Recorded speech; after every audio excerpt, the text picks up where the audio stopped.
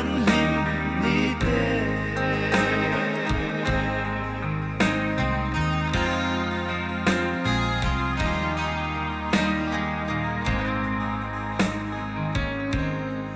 adang sino at lang sakmel tuay thar parang anful suneng samle khuất lang lung le ana chuang e katuarang mo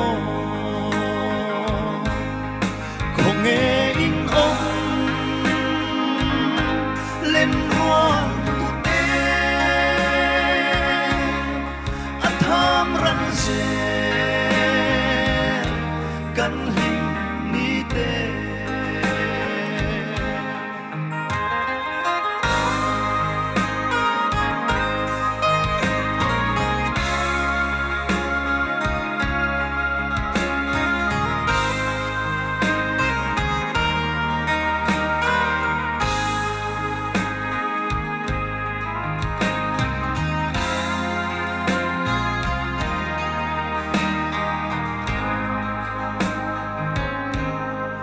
angur lalai chena nau fa lim le lo ma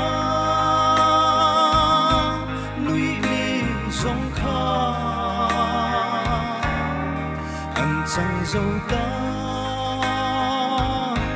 man lai kan ti sa in ka shil dấu